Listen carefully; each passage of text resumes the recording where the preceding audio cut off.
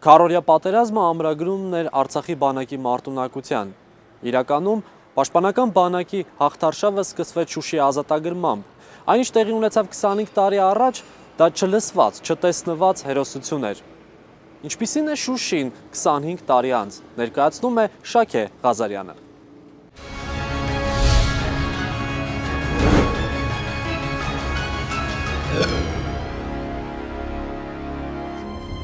Միշտ ցիլինդրով, կոստյումով, չնայած տարիքին անընդհատ վազքի մեջ 80-ամյա Ալբերտ Խաչատրյանն է, տիպիկ շուշեցու կերպար։ Բերդաքաղաքի մասին ամենատեղեկացված մարդը մի պահ ընդհատեց գործը։ Հայտնի շուշեցիների մասին գիրք է գրում, ծննդավայրի ազատագրման 25-ամյակի նվեր եւ առաջ։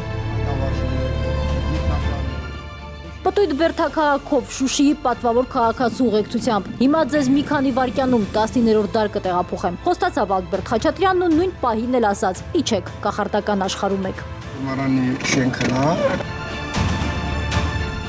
80 տարի է, աչքերը հենց բացում է դիմացը ռեալական վարժարանն է, Շուշիի ամենախոշոր կառույցը։ 1901 թվականին սկսել են 8 թվականին ավարտել։ Պատմության եւ մշակույթի անշարժ հուշարձան։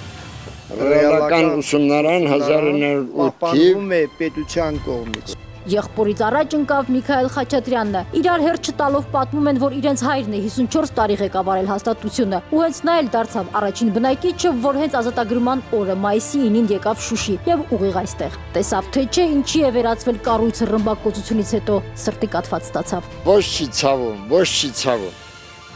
ցավում։ Ազերիները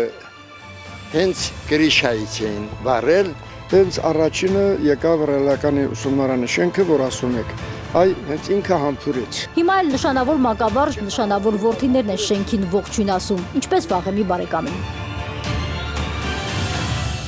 Խաչատրյան եղբայրներն այստեղ են շունչ քաշում, նեղ սրտած պահերին այս պատերի մոտ են գալիս դարդուցավը պատմում, հիշում գլխավոր դասը տնկին քերծելու համար։ Ես չէի իմանում, որ հայրս տոնորենը իմ հետևին կանգնած է։ Մենակ նա եմ հիշում, որ այնպիսի մի ապտակ է հասցրել։ Այն բանը կայծակելի, այն պիցի կրակը մինչև հիմա ես չեմ մոռանում։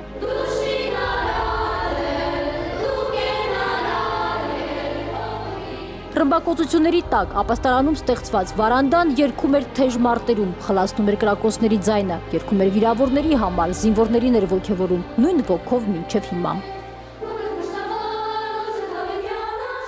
Երբ որ դրսում ռմբակոծում են երեխաները պարապմունքի ժամանակ,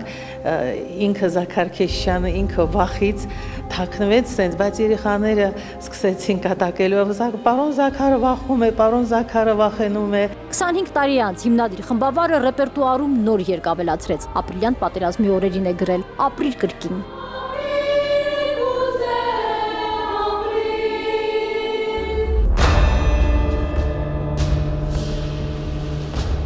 Երևում է, որ ինքը վերահսկում է Ձորակում գտնող Ստեփանակերտին եւ բացի դրանից ինքը նստած է Երևանյան ճանապարհի վրա։ Եվ իզուր չէ, որ ադրբեջանական ուժերը հենց նստել են այդ բարձունքի վրա։ Հարսանիք լեռներում օպերացիայի մանրամասները լսող տուրիստների աչքերը կլորացան, Շուշիի պատմության թանգարանի մյուս սրահներում էլ գլուխներն են զարմացած տարուբերում։ Ուշ բրոնզե դարի Շուշին տեսան, 19-րդ դարի մեծահարուստների տանն էլ հայտնվեցին։ Շուշի ջրայգիծը 100,000 ռուբլով անցկացրած դպրոցների հովանավոր Թադեոս Թամիրյանցի օրինակով։ Այնքան ճոխ են ապրել, որ պատկերացնել անգամ չեն կարող։ Եկ մի երկու պեն ասելի,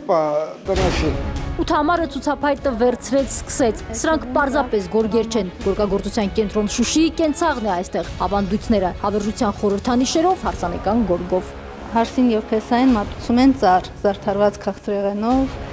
խնձորներով, վերևը հավն է դրած, տեսեք, այդ հավը նաեւ գորգի վրա կա։ Դա է խորհրդանշում, նաեւ ներքևում կա տղամարդու ֆիգուրա պատկերված, որը ակլոր է պահում ձեռքին։ Գորգերն այնքան ասելիք ունեն, որ պատմությունների արանքում պետք է շունչ քաշել 110 տարվա բազմոցի վրա, դրանից ավելի մեծ գորգի ֆոնին։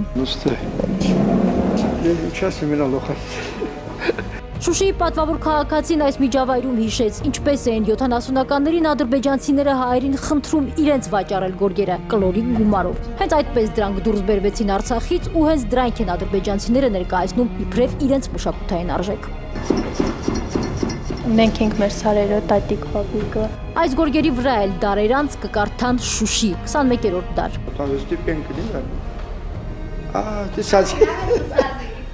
Այս կսազի տես, բազում, հա։ Բաբո ջեդո։ Ադեր մեծ մարդը մել է, խեչի սազի։ Մյուս սենյակում երիտասարդները ցուցահանդեսի են պատրաստվում։ Ամալակյամ հետաքրքրվեց արհմիությունների ղեկավարը։ Հիմա ինչ ենք սարքում։ Թել, լամանչացնեմ, նայեք, նայ։ Շուշվա օդից է, թե պատմական կառույցներից Բերդաքաղաքը ոտք դնողը սկսում է ստեղծագործել։ Ալբերտ Խաչատրյանի խոսքը դեռ բերանից էլ չէր թռել, եղբայրը սկսեց ծննդավայրին խոսել բանաստեղծի պես։ Շուշին ավերվել է, բայց նա չի կորցրել իր հպարտ տեսքը։ Շուշի ոտք դնողին իրոք անգործ չեն թողնի, օրը ճաշ դարձավ, դեռ 40 ուժել պիտի պատրաստեն։